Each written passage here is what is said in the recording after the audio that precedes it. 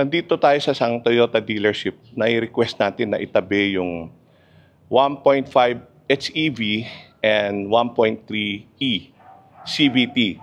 Ito lang yung bagong dating. So, ito lang ang naisip natin na bigyan ng comparison. So, tingnan natin yung harap niya. Kanyang harap. Halogen lamp. May sensor sa harap. At may camera sa harap. Dito sa kabila, halogen din ay yung harap niya. Yung front niya parehas, yung grill niya parehas, yung pati sa side parehas, no? So, from a distance, hindi mo ma-distinguish kung anong model siya. Mahirap ma-distinguish. Itong HEV, naka-alloy wheel na siya. Samantalang itong E ay alloy wheel din. So, parehas siya, no? And sa harap, parehas sila na disc brake. Yung tire size niya, parehas din. Susulat ko na lang sa video para mas malinaw. Okay. Ito, meron siyang signal light dito, pero ito meron 360 view. Yung E, meron din to, pero wala siyang 360 view. Pero yung pinto nito is power door. Samantalang to is also power door. So, marami na siyang feature itong 1.3. No? Na-surprise ako, marami na siyang feature. And then, fin antenna. No? Dito sa kapila, fin antenna din. And then, may third brake light siya. Lalayo tayo para makita natin. Ha? Ito yung E. Okay. Lipat tayo dito. Ito yung HEV. So, anong difference niya?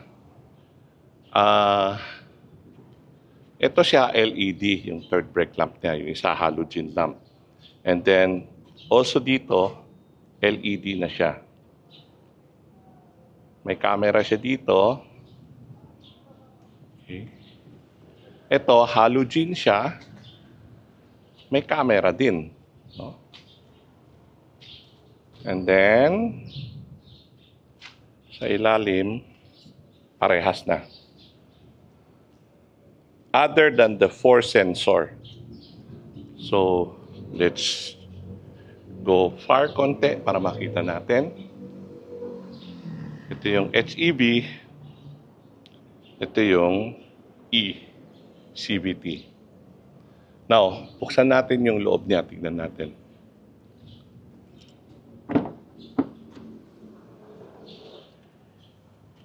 Power door, power window, and fabric seat.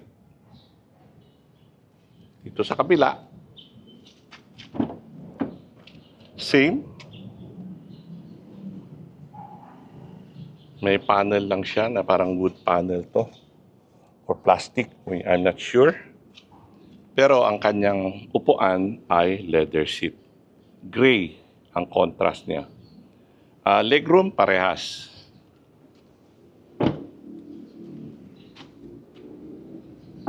Okay, smooth ang pagsara ng pinto.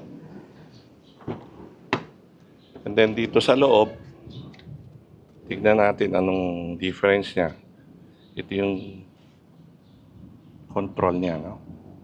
Left, right, adjustment, power lock, power window, and window lock. Ngayon, punta tayo sa kabila. Left, right, control, meron siya to. Okay. Para magsara yan, mag-flip close or open yan, no? And then, power door lock, power window. So, papasok tayo para makita natin. Leather seat siya. Yung isang fabric seat. Pasok tayo.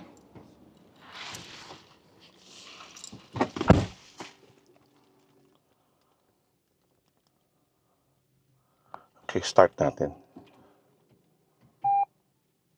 Start na siya. Wala ka pang marinig. Hello, may display na siya dyan. And then, andito yung control ng steering wheel. Ang dami niyang control dito. Andito yung trip. Ito yung control dyan, no? Yan, no? And then, volume. Panoramic view. Ito siya, nakikita mo siya, panoramic view. Andito yung control. And adaptive cruise control, lane tracing assist. Ito yung adaptive cruise control yung distance. Okay. And then, ito yung kanyang display unit, Android Auto and Apple CarPlay na siya. Okay. Ito na may display siya about other information. Andito yung air condition. And then, may cigarette lighter dito. USB-C and USB-A and wireless charging. Okay, may wireless charging siya dito. And then, electronic brake system na siya. So, ito yung feature. Dito naman, may shades para sa ilaw. Ito para sa door. And then, itong visor niya. Visor. Ito naman yung visor niya. May mirror siya dito. So, lipat tayo sa kabilang car. Close natin muna to. Okay. Smooth. So, pasok tayo.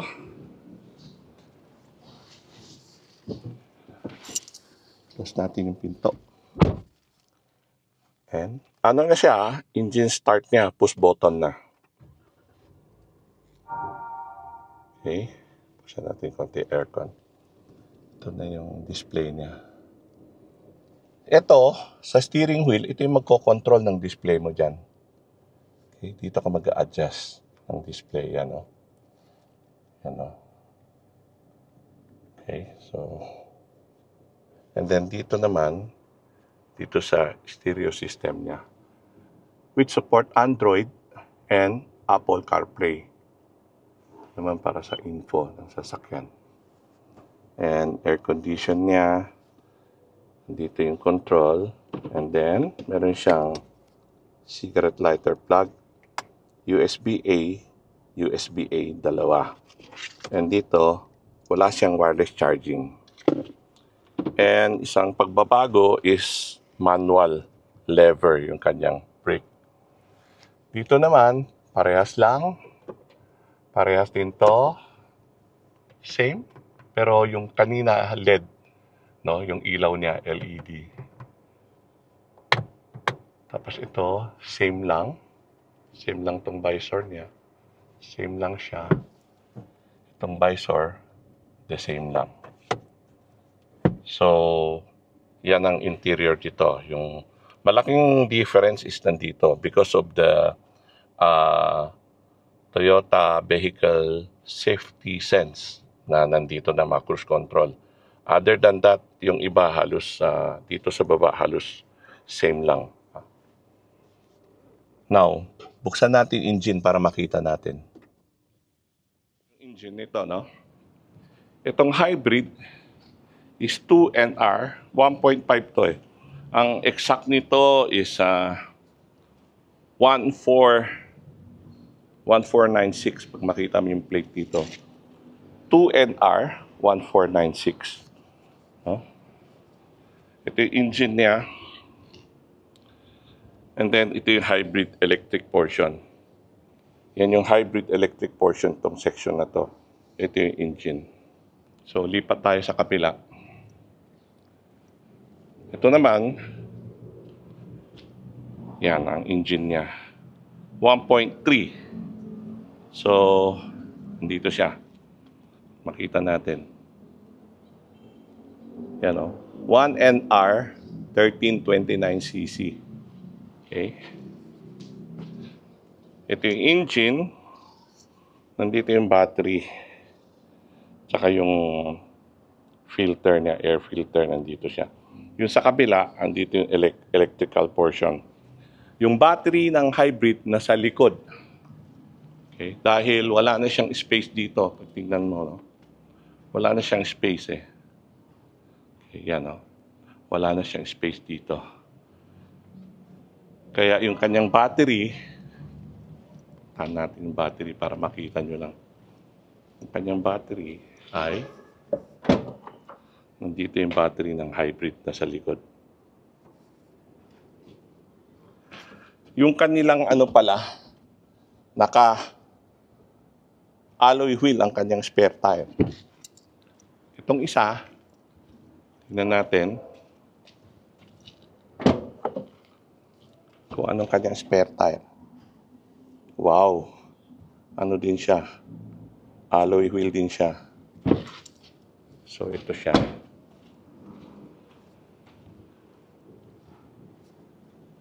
Itong comparison ng Toyota HEV 1.5 CVT HEV and 1.3 E CVT. I hope itong video nakatulong na makita nyo ang difference between the two model. That's all for now. Thank you for watching and please subscribe.